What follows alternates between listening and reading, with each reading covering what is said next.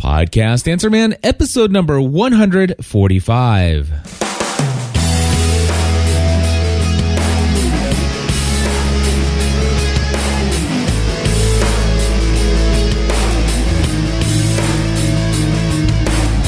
Hello, everybody, and welcome back to another episode of the Podcast Answer Man. My name is Cliff Ravenscraft, and today we have another full show of questions and answers, and we're going to be giving you a little bit of an announcement. We're going to talk about PodCamp at Sea, when to launch additional podcasts, what forum software do I prefer, playing audio from your computer to be recorded into your computer, and how do you get people to respond to your show? Well, my friends, those are the things that we are going to talk about, we are going to cover in this episode.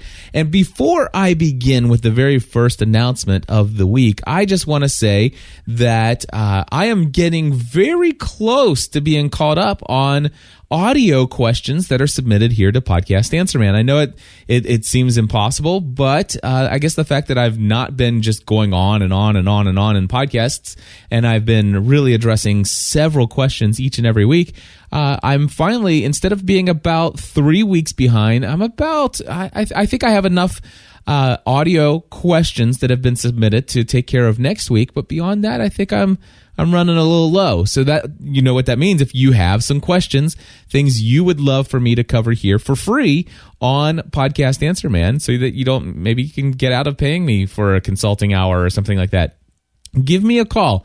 The phone number, it's available 24 hours a day, 7 days a week. It is area code 859-795-4067. I'm going to give you that number one more time, and I'll probably say it again at the end. 859-795-4067. That's, again, 24 hours a day, 7 days a week. You just call and leave your voice feedback. I would love to have it. All right, so we're going to move right along, and today I'm going to start things off with an announcement. This is something that is a first time, I believe, in the new media space, especially when it comes to PodCamps. Now, for those of you who have been listening for a very long time, for those of you who are podcasters and you're very, very much connected to the new media community of podcasters, then you've probably already you understand what PodCamp is all about. It's called an unconference. It's a conference of people who have the shared passion of podcasting and new media, and you can come together and basically, when you sign up to go to a PodCamp, it's usually free. Doesn't have to be anymore. When they first started out, it had to be free. But you can come and anybody can sign up to speak. You don't have to be approved, stuff like that. Now, it is, of course, subject to space and stuff like that. But even that's not even a limitation, because while you may not get into the schedule and they may have ran out of rooms and meeting times on the schedule, excuse me, I'm still dealing with a little bit of bronchitis. Anybody can still generate a impromptu session and teach some kind of topic, even in a hallway or in a stairway, whatever the case may be. It's just a great concept for people to come together and share ideas. All right, so anyway, if you go to podcastanswerman.com, you'll see on the right-hand side, you'll see speaking engagements or something like that, and you'll see where I spoke at certain other events. And then, of course, you click on those, and they'll link you to posts of previous episodes of Podcast Answer Man where I recorded my talks and put them in as podcast episodes. And they're really fun events. They're not just fun, they're informative, but not only that, but you get to network and build relationships with other podcasters. And that, my friends, I very much encourage you to do. So here's the first, though. I've not seen this one before, but Chris Christensen from the Amateur Traveler podcast is organizing the very first ever PodCamp at Sea. That's right, a PodCamp on a cruise ship. Now, obviously, this is not going to be a free event, but let me just read you some of the details that I have here in an email that Chris had sent over to me. He says, the plans for the New Media Cruise have been solidified, and we've reserved cabins for the cruise, leaving from New York City on June 28th and returning on July 3rd of this year, of course, with stops in Halifax and St. John's. Now, who are we? But first of all, Chris is the host of the Amateur Traveler podcast. I think he also does the Bible Study podcast.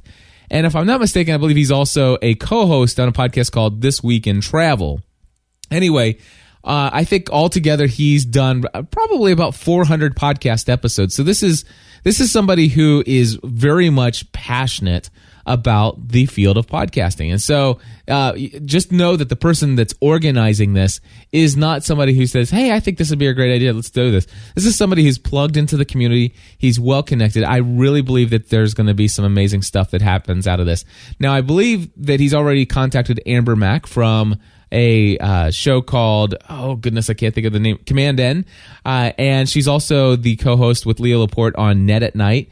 Anyway, she's in Canada, and I believe she's going to organize a meetup for the people who stop in Halifax. So this is a big deal. It really is a big deal. Anyway, the cost of the cruise for folks, now there are 3 different pricing options. And what I'm going to do is I'm just going to, instead of telling you the base price plus taxes and port charges, and I'm just going to give you the flat out, what's the end all be all cost for these different rooms. Now, an inside cabin, an outside cabin, and a balcony. These are the 3 pricing options there are. So for an inside cabin, the cost is going to be $618.77, or about $620 per person to be in the inside cabin. If you want to be in an outside cabin, then the price is going to be right around $680 per person. And then, of course, if you want to have a cabin with a balcony, and just my own little thought here, the balconies are not big. It's not like you're going to go sit out and just lounge back in a chair on your balcony. These balconies, pretty much you stand outside of the sliding door of your thing, and I was kind of disappointed by the balcony options myself. I'd just rather just be in an outside cabin, just where you can kind of look out the window. But that, just so you know, it's there. But the balcony rooms are $849 or $850, right around $850 per person. Now, cruises, I think, are very affordable ways to go on vacations. This is a 5-day Canadian cruise. So that's 5 days. That includes all your meals. It includes all of your hospitality, such as your room and board. Everything's covered there. The only thing is you need to take some money along for tips. Now, in Chris's email, he says about $10 per person per day for tips. I'd consider maybe beefing that up just a little bit if you can. Those people work extremely hard, and I think that maybe that might be a little on the light side. But anyway, it's a great event. Now, I do want to let you know, I personally will not be on that cruise. I have some other events that are coming up. We've got a major party to start planning for the finale of Lost, and that event's going to really probably book me up for this summer. So now, with that being said, you can go and learn more information. You can get in contact with Chris Christensen about this. I've created an easy-to-follow link. If you just go to gspn.tv/podcamp@sea, and that's all one word. So if you go to gspn.tv/podcamp@sea, you will be able to find all the details there. And I encourage you, if you're out there and you can make it happen, I'm sure it's going to be a ton of fun. And I hope that it's a huge success, because I'd love to have the opportunity to consider going that next year, and maybe they'll make it an annual thing, much like many other PodCamps are annual. I didn't mention this up front, but I am going to be attending another PodCamp here very soon. And if we go to, I'm just going to see if it pulls up here under podcampnashville.com. And it does, podcampnashville.com, PodCamp Nashville 2010. This, I think, is the third annual PodCamp Nashville. It is happening on March 6th, and I will be there for that PodCamp. I encourage you, if you are anywhere near in the Nashville area or within driving distance, or even if you want to fly in, it is, again, I love going to PodCamps, and I'm very eager to be there. I will be speaking. I haven't seen the ability for me to sign up for a session. Let me see if I can click create a session. It's still blocked out right now. or maybe I have to be logged in now. Anyway, I need to go back in. They've really done some neat things with their website for PodCamp Nashville. It's pretty exciting looking. But anyway, PodCamp Nashville, March 6, 2010. I will be there. It's at some place called the Cadillac Ranch, and I encourage you to come down. And so with that, I think it's time to move on to the next topic. So 2 PodCamp announcements that I wanted to give you there right up front. All right, we're going to turn to the voicemail now, and the very first caller we have on tap here is Brent Green, and he wants to talk about additional podcasts. Hi, Cliff. This is Brent Green calling in for the Podcast Answer Man. We've got the Pursuing Meaningful Work podcast. We're glad that you've helped us set that up. Got a question for you. There's several different podcasts I'm just getting really eager to start that kind of revolve around my brand and the topics of finding meaning in life and work. And wanted to get some feedback from you on when you have taken that leap of faith to go ahead and start another podcast, or when you've chosen not to. So if you could speak to that a little bit.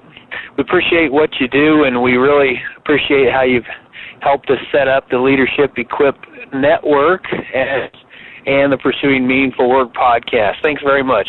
Bye-bye. Alrighty, so thank you very much, Brent, and great question. Now, Brent, by the way, when he hired me to consult with him, he actually launched 2 different podcasts at the same time. Not something I really suggest a lot of people do unless there are 2 different particular purposes for each of the podcasts. Now, he happens to have a podcast called Pursuing Meaningful Work, and he created another one called Pursuing a Meaningful Life. Now, the Pursuing a Meaningful Work, I think, is an extension of his brand of his business and career coaching. And that if you want to say, that would be more like a podcastanswerman.com or Podcast Answerman style podcast. And the other one would be more like the old My Crazy Life podcast, which is now the Pursuing a Balanced Life podcast. That's one where he does a lot of walkcasts. It's just, really not fully planned out and organized. It's basically primarily a show where he just shares things off the top of his head, just motivational kind of stuff. So he did have 2 specific reasons for doing that. My suggestion for when you're going to start a new podcast, number 1, I really want to encourage people to focus on building synergy around a podcast. You've got to. I really believe that you when you do a podcast, I believe you should really give it your all. You should put all of yourself in it, and I think that those podcasts are the most successful when you literally are putting a lot of who you are and a lot of blood, sweat, and tears into making your show the best it can be. Now, I understand that there are some times when you might want to just create a second show. And if you do, my suggestion is that when you think about launching a second show, think about this. Is this something that I want to pursue? And is it something I'm going to be able to bring the same level of intensity to as I do my other show? Are you really going to be able to maintain an audience if the audience doesn't feel like this show's all that important to you? And I will tell you, there over the course of the last 4 years that I've been podcasting, I have launched plenty of shows. And there have been shows where we just created it and we launched it, and it's not really something that I'm ultra passionate about. But, we decided to launch a podcast. And I'll tell you, those shows that kind of were like back burner shows, they really don't get a ton of my attention. And to be honest with you, they don't generate a lot of response.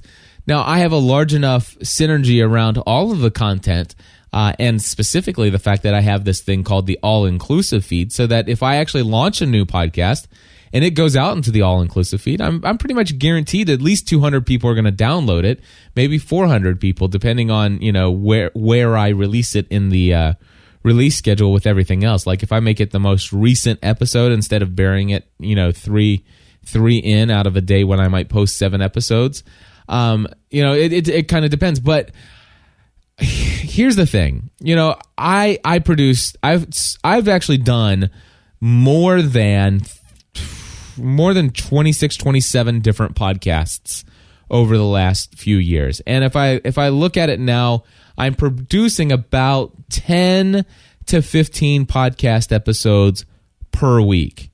And we've got about 12 active podcasts. Now, when I say active, that means relatively consistent with some some relative consistency. There are new episodes. We've got about 12 podcasts that are active right now. We have several that are not discontinued, but on somewhat temporary or indefinite hiatus. But here's the deal.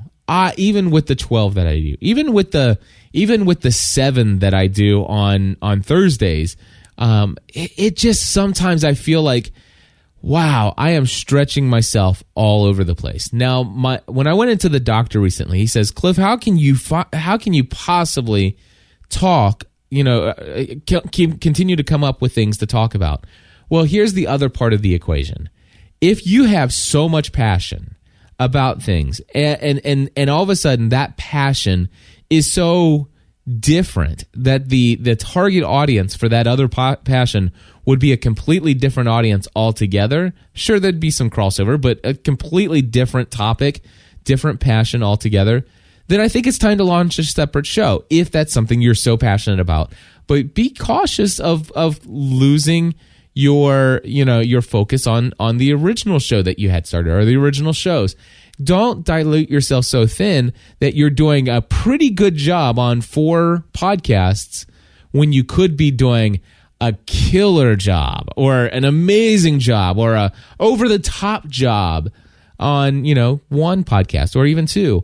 Now, I believe, and sometimes I really struggle, but I think for the most part, there are about 5 or 6 shows on our network where I believe I know this doesn't make sense mathematically, but I give more than 100% to about 5 or 6 of our shows. That I really believe that. I give it my all. I mean, I pour a ton into it. Podcast Answer Man, the Weekly Lost Podcast, the Family from the Heart, the Social Media Serenity, Help I Got a Mac, Business Tech Weekly, the About the Church. There are shows that I really, they're all different passions. They're all different audiences. Well, some people listen to a lot of different ones because they share a lot of the same passions. But overall, they're very much different shows. But I believe that I give a lot of attention. I have passion for all of those. Now, the good news is that I don't have to carry all of those passions, all of the show on my own shoulders. Sometimes I bring in a co-host, and that's one of the things that I love about having the Help I Got a Mac show, or the Social Media Serenity show, or the Business Tech Weekly show, or the About the Church show. And Stephanie has the Full-Time Mom show. It helps to bring in some other creative juices. And those people, by golly, when you pick a co-host for your show, they better be passionate about the topic that you're bringing them in as a co-host on. Not to mention the fact that it'd be good if they really like to talk a lot and that they are very good at communicating and carrying on conversations beyond the, yeah, that was great. Somebody with a little bit of charisma and stuff. Those are all important things. But when do you start another show? I believe as soon as you have a passion that you believe is so much but I launch a new podcast when I can't contain myself. I launch a new podcast where I feel like I'm going to implode if I don't start talking about this on a weekly basis and sharing my heart and passion with people. I start a new podcast when I believe that there's something that's in me that I so desire to share with other people that I know is going to go along with the mission and purpose of why I podcast. My mission and purpose, if you haven't heard me say it in a while, my mission and purpose in life and in all of my podcasting is this. I want to entertain people. I have a strong desire to entertain people.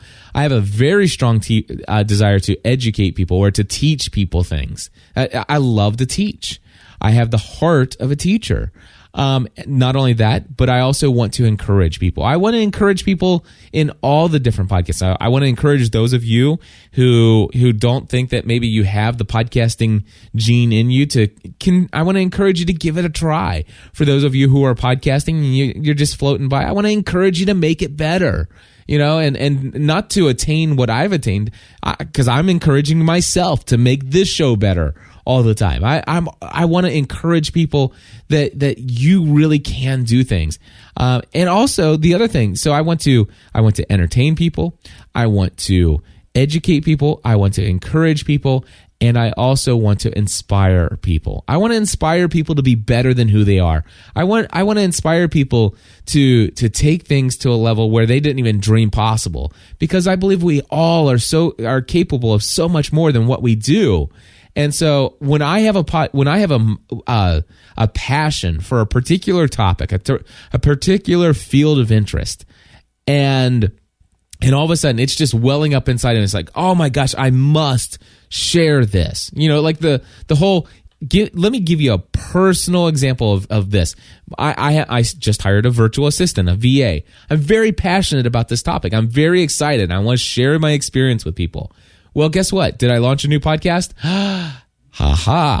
When do you not launch a new podcast?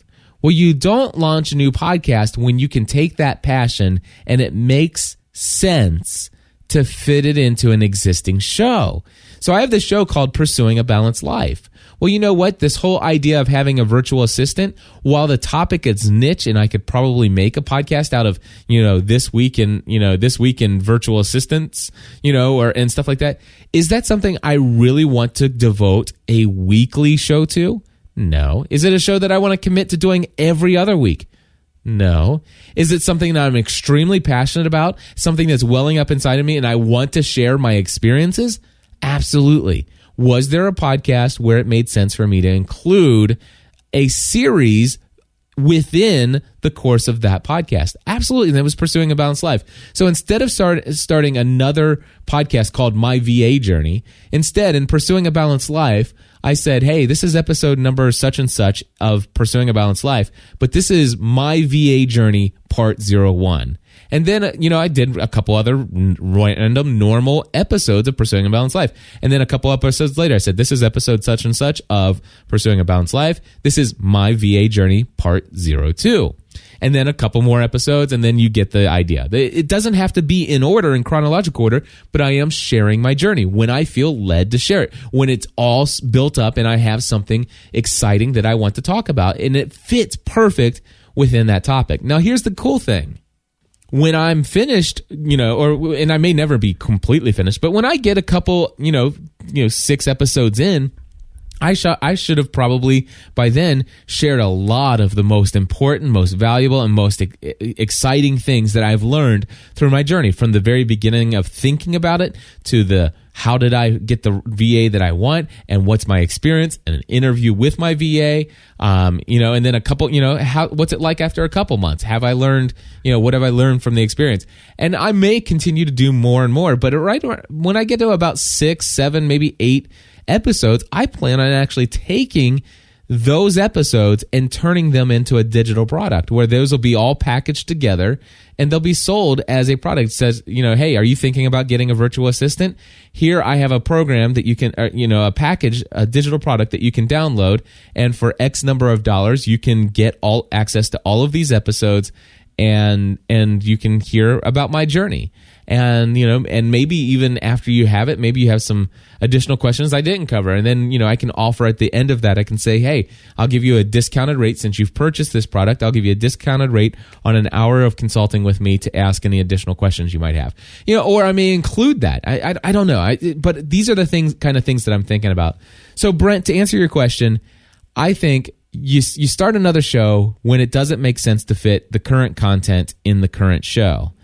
But only start the other show when you feel like you have sufficient passion and time and energy and blood, sweat, and tears. You got to make sure that you have enough blood, sweat, and tears to put into both shows or into all 3 shows. because each show that you create may have a unique set of audience. And I will tell you, I just did something that was the most difficult thing. I put our Grey's Anatomy podcast on a temporary hiatus. It's indefinite. We did say that, hey, if we get 5 pieces of audio feedback regarding the show, we'll come around and we'll do a thing. But, we had some folks who says, man, what a bummer. I really love the show. And it kills me to kind of, drop the focus on a show because, that may be the only show that we produce that person is really interested in. So those are the kinds of things that you need to really be concerned about. Are you going to be able to deliver? Are you going to be able to deliver a quality, high passion, insightful, impacting piece of content on a consistent basis for that audience? Don't neglect an audience, and don't assume that audience that you're going to be hitting with that third podcast is going to be the same as the audience on your other shows. And so if you decide to just kind of put that show on the back burner, well, it's kind of like just putting people in your quote unquote community on the back burner. And my friend, I'm suffering from that right now. And I don't like it. So anyway, I hope that's helpful. I don't know if I completely answered your question, but those are some thoughts. Next up, we got a question regarding forum software from Charlie Hayes. Hey, Cliff. This is Charlie Hayes. I'm with the Cross Driven Radio podcast, and I am just starting up my second podcast called WordPress Help Central, which is going to be all about helping people, specifically beginners, with their WordPress questions. And that's kind of where my question comes in. I am looking at doing a forum, and I noticed that you have a pretty active one on your community, and I was wondering if you could share a little bit of insight as far as what forum package you use and how you determined which one you're going to use, and any advice on someone operating, getting ready to start up a new forum. Thanks. Have a great day. Bye. Charlie, thank you very much. Another great question there for podcasters. What forum software do I prefer? I just want to say that now Kylie says we've just switched to Google Groups for our forum, which is one way to do it. I started things out a while ago. Let me first say that I encourage people, if you don't have a community of people to kind of fill in a forum, if you can't start with about 15, 20, 30 people in a forum and generate at least 4 or 5 people who are going to be there on a daily basis, then I want to caution you on the launch. I'll caution you about the premature launch of a forum. You don't want to invite people to come to a ghost town. That's where somebody comes to your forum, they post a message, and then all of a sudden 2 weeks go by and nobody ever answers your question or comments on your thought. So be careful of that. Now, with that in mind, let's just say you're ready to go. You got some people who are itching to ask questions. Number one, if you don't have the people there right away, you definitely need to be committed. I mean, you need to be setting the forum up to notify you every single time somebody posts so that you can be right on top of things. And I'm going to encourage you, be right on top of things. I mean, seriously, you've got to commit. You've got to invest until your audience, until your community is built up so much that they are doing it for one another. So yeah, that's a big deal. I started out using a forum software that was the most popular called PHPBB, so PHP Bulletin Board. And it worked really well until it just continually had to be updated because it's the most popular forum software out there, and they were just susceptible to so many spam bots and different things that were set to automatically try to register users and post adult-oriented content all over your site. It was a mess. It was a big problem. And we literally had, I think, 2,000-3,000 people on our forum, and it just got overtaken one day. And it's just like, this is ridiculous. And we were patching. So we moved away from that. I relaunched my forum. I think I don't know where we're at now. We've got a couple hundred people in our forum today. And I switched over to a forum software that I really do like. It's called SMF Forum. Or actually, it's just called SMF, which is Simple Machine Forum. If you just do a search for SMF in Google, it should pull right up for you. Anyway, that's my preferred. Well, whether or not it's my preferred, it's what I use now, and I like it. The other thing that I've done, I encourage somebody, go to gspn.tv/forum. One of the things that I've done is you can, as a guest on our forum, so if you're not registered, not logged in, you'll be able to see not everything. You have to actually be logged in to see everything. And so there are things that are hidden from the general public, such as our health, fitness, and accountability. That you have to be a registered member of the gspn.tv forum to be able to see people posting about their health and fitness and accountability updates. But a majority of our forum, almost all of it, is available to the public. You can read it and browse it for free. And not only that, but Google also reads it and browses it. And they send a lot of links and traffic to our site as a result of the conversations that take place there. And go ahead and go there and try to read through some things. You'll see there's plenty of stuff to read there. But if you go to respond, you'll notice that it won't let you. Because, matter of fact, I don't even think there will be a reply button. You won't even be able to, because we have it shut to where you have shut down or locked up to where you have to be a registered user to be able to actually post in our forum.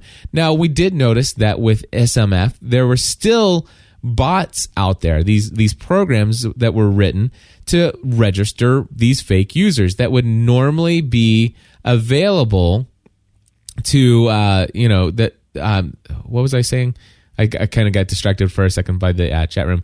But anyway, there would these bots would actually start registering usernames, and man, they were really clever too. They were coming up with usernames that really do look like somebody who might be a member of your community, and they were getting good at changing the email addresses to Gmail and to Hotmail and to all these other different services.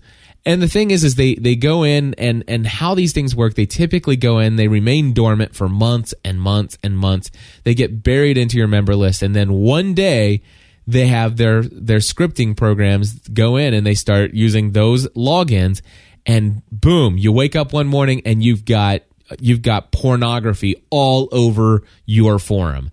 Absolutely disgusting stuff. I mean, so basically what I've done, if you go to gspn.tv/forum, and if you look in the menu, click on register, and you'll find out there is no way for you to register to our forum. It is not possible for you to register to our forum automatically. No scripting bot will be able to do it. In fact, if you go there, there are instructions on how you can become a member of our forum. I'm not going to go into all the details. It's so simple. It's too funny, but it has decreased the amount of attempts for spammers to get into our forum by 100%. Absolutely zero spam. And Amanda, as she would say, she says, "I'm so glad Cliff keeps the creeps away from our forum." And that is correct. We are very strict with our forum. Now, with that being said, it doesn't cost anything to become a member of our forum.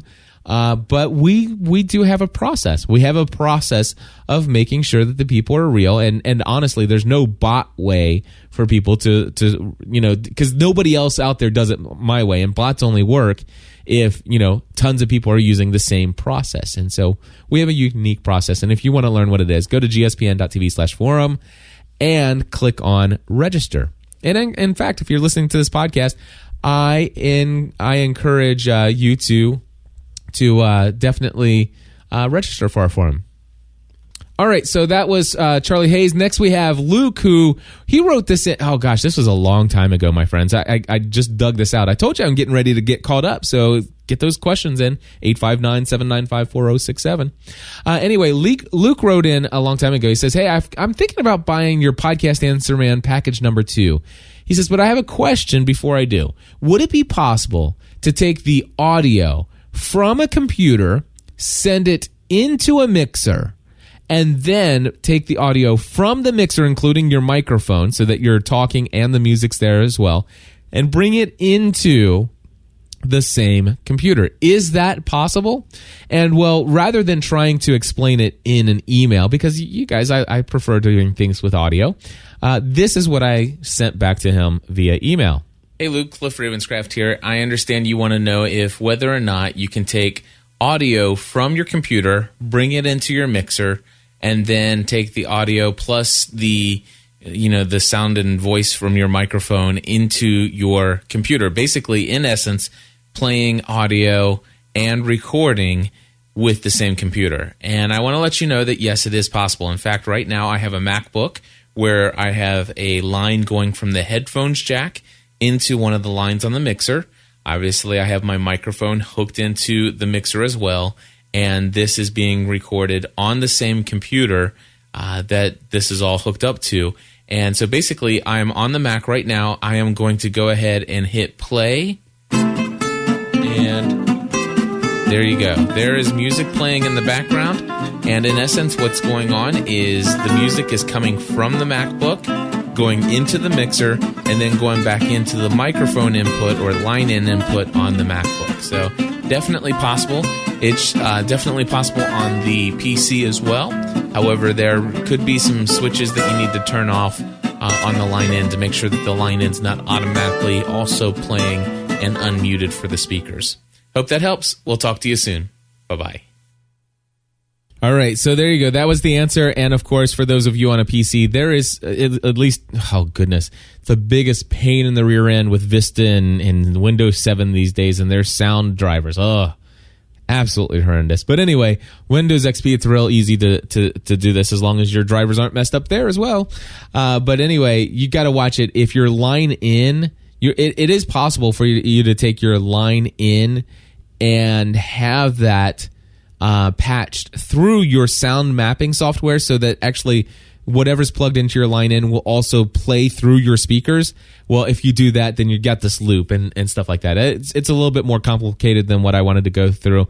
But to answer Luke's question, it is possible to bring the audio out of a computer, play it, have it come through your mixer, hear it in your headphones, as well as hearing your own voice through your headphones that's plugged into your mixer as you're recording into that same computer. And so technically it's possible. I highly advise against it.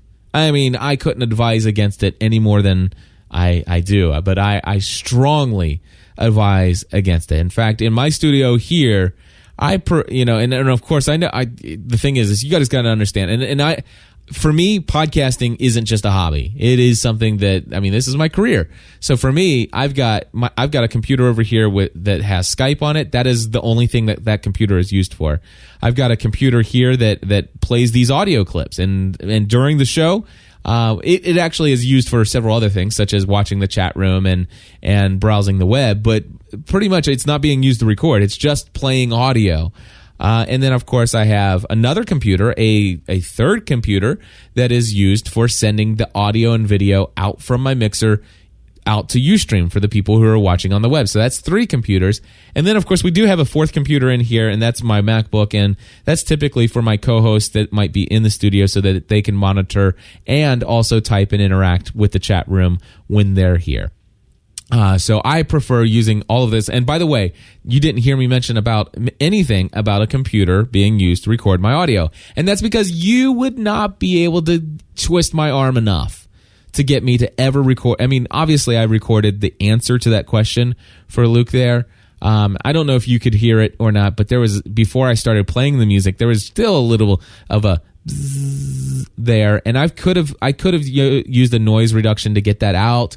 But, even noise reduction, it kind of does a little bit of wash on I just don't like it. So with that being said, it's possible. I just don't like recording into computer. So, but some people have to. I understand that. And please understand me. I'm highly opinionated on this topic. I like to do things the way that I do them. And if you do it differently, please understand that just because you do it differently doesn't mean I think less of you. It's just not something I would want to do. Not something I would want to do.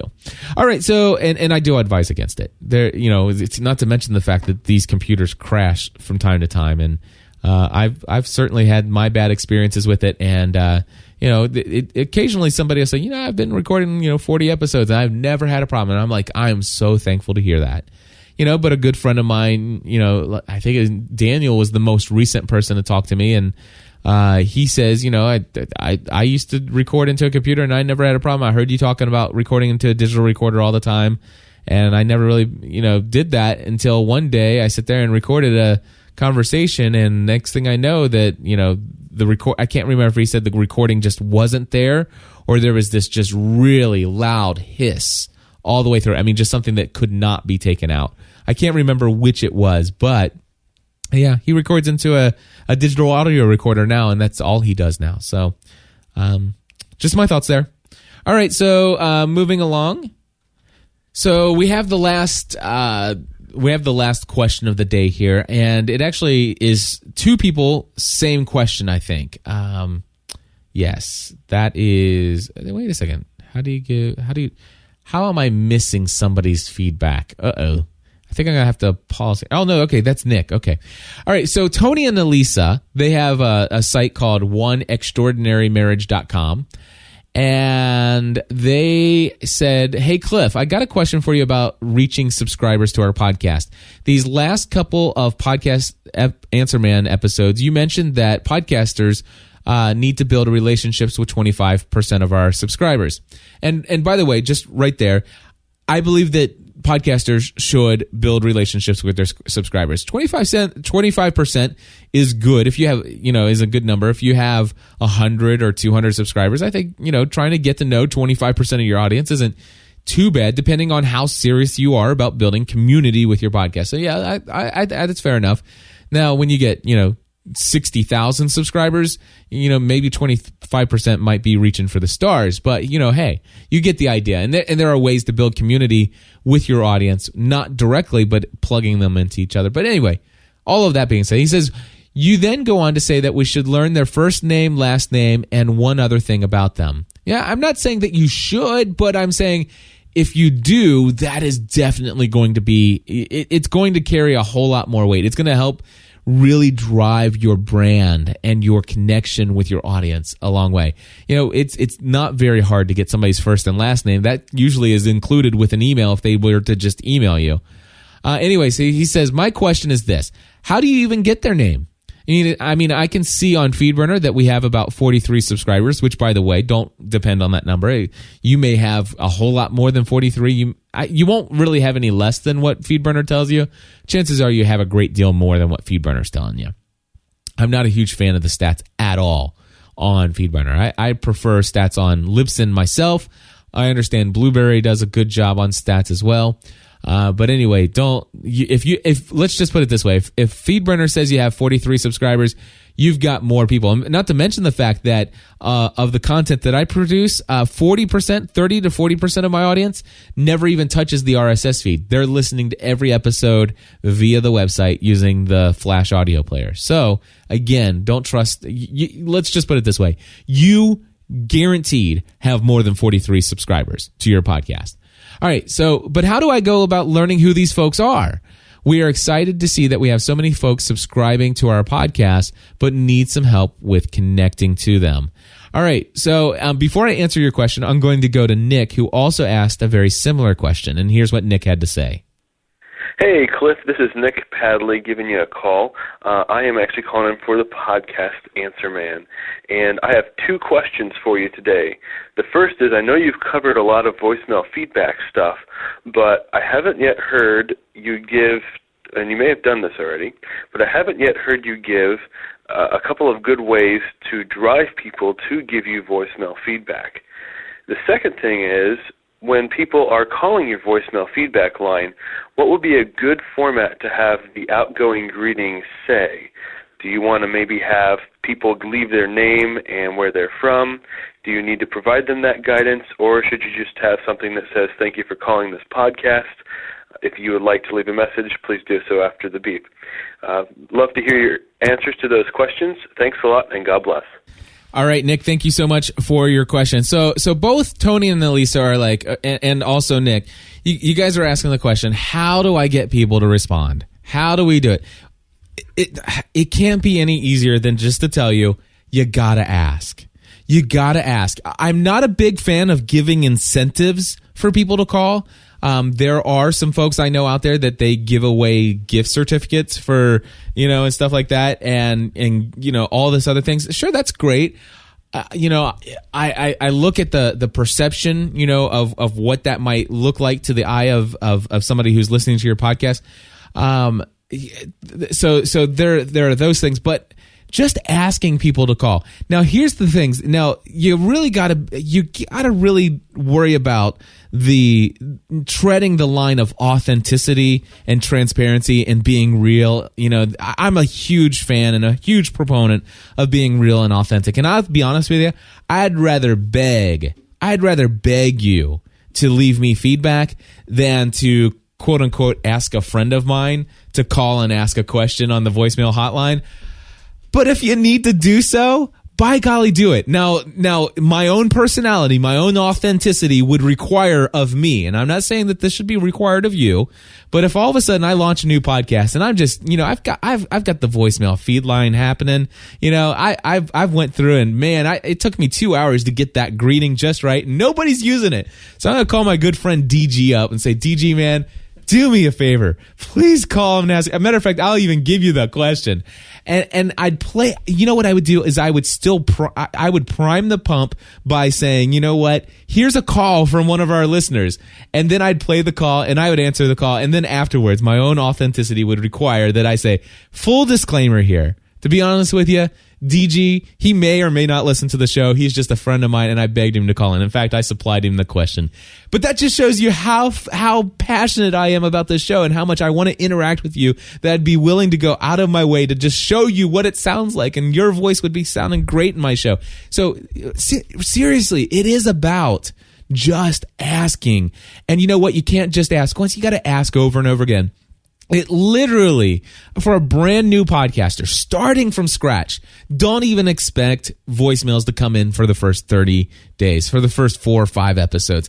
And you gotta really continue to ask and ask and ask. And what you do is you take any kind of feedback that comes your way and you start sharing it. If they email you, then read the email. If they leave a comment on the blog, well, by golly, read the comment and the name of the person who commented on your blog and read it in your show. Let people know that feedback is in the community is the center point of what you want to focus on. And when you do that, then the calls will start coming in. In fact, the calls will start coming in so much that, you know, you'll find yourself saying, you know what, that's a great question. Here's a place to do this. You can either talk to other people in the forum by writing in, or if you want to get it into the show, do me a favor, please give us a call on our listener feedback hotline.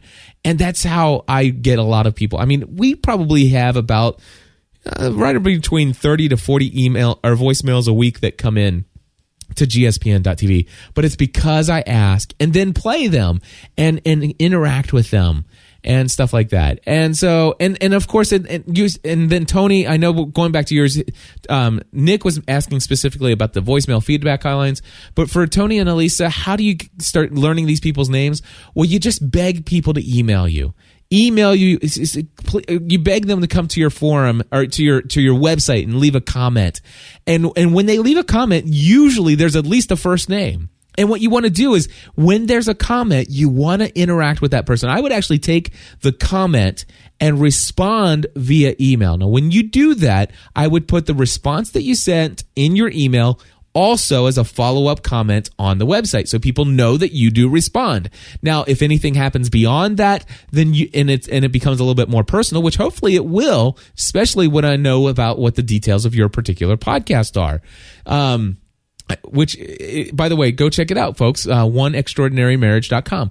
But anyway, you're going to start interacting with those people, and you're going to, when you start emailing back and forth, you're going to get to know that person's name, and it's not necessarily that you're going to say, okay, can I get at least one other personal detail, like where do you live, or what do you do for a living? It's just going to naturally happen. It's just going to naturally come out of the place or come out of the conversation. And you know what I do? I'm very intentional and I'm very open about this.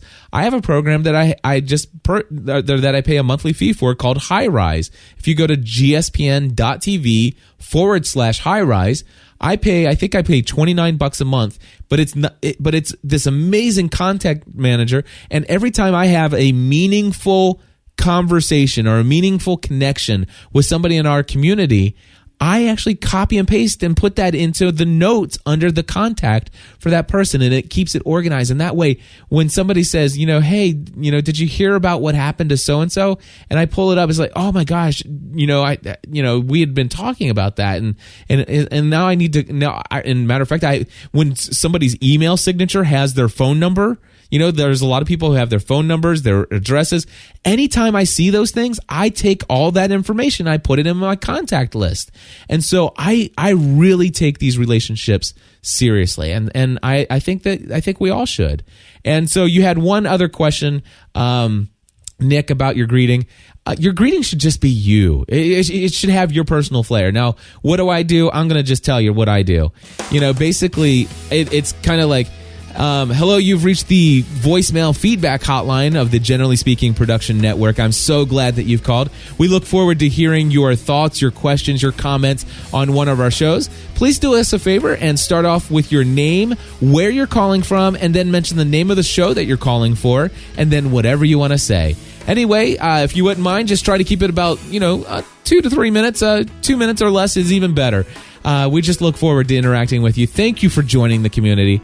And just wait for the beep. It doesn't, just anything. But the key ingredients that I like and I prefer is I want to know your name, I want to know where you're calling from, and I want to know what's on your mind. And for me, because I have so many shows, I want to know what show you're calling in for. But if you only have one show, I really like, what's your name, where you're calling from, and what do you got to say? And those are the key ingredients. But as far as that greeting is concerned, just make it sound like you. Don't make it sound like a corporation. Don't make it sound like it has to be too ultra professional, anything like that. Just be yourself. Anyway, thank you all very much for tuning in to the Podcast Answer Man podcast. I love to have you guys tune in each week. It just means a lot to me. I thank you for all the voicemails that you do submit to this. Like I said, I'm just about caught up on all of them now. I have enough for at least one more episode, probably 1.5. So if you want to start asking your questions, get them answered here at Podcast Answer Man, give us a call on our listener feedback voicemail hotline. I'm begging you right now, 859-795-4067. 859-795-4067. You want to hire me and give me a lot of money to teach you all the things that I know? I'm open for that as well. I am available for podcast and new media consulting, and you can get in touch with me at, I'll tell you what, go to podcastanswerman.com. My email address is spelled out correctly. Some people do the whole Ravenscraft things a little different. Got to watch out there, get it spelled right. But it's cliff@ravenscraft.org. I look forward to hearing from you all, and I'll be back next week, Lord willing, with a whole new episode with more of your questions and my answers, and we'll talk to you then. Until next time, everybody, join the community.